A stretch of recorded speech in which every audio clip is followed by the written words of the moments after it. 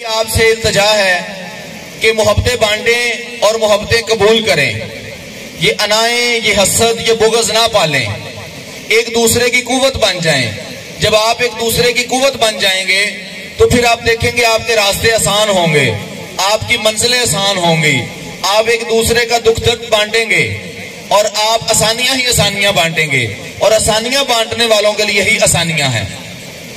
वो आपने कछुए और खरगोश की बात सुनी हुई है ना जी।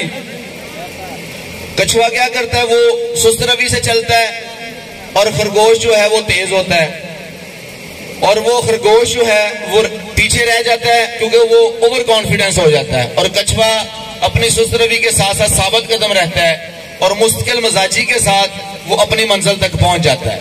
इसी तरह अगर आगे नदी हो तो कछुआ जो है वो तो गुजर जाएगा और जो खरगोश है वो नदी को पार नहीं कर सकता, लेकिन खुश्क रास्ते को जो है वो खरगोश ज्यादा तेजी से पार कर जाएगा बनिस्बत कछुए के।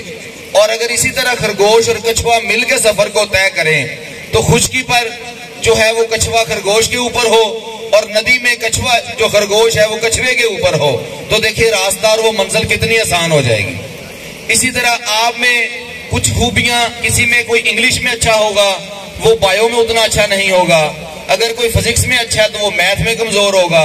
तो अगर एक दूसरे की आप कुव्वत बन जाएंगे, जिसमें एक्सपर्टीज है वो दूसरे को भी उसमें हेल्प करेगा, तो डेफिनेटली आपका वो कॉम्बिनेशन खरगोश और कछुए वाला बन जाएगा।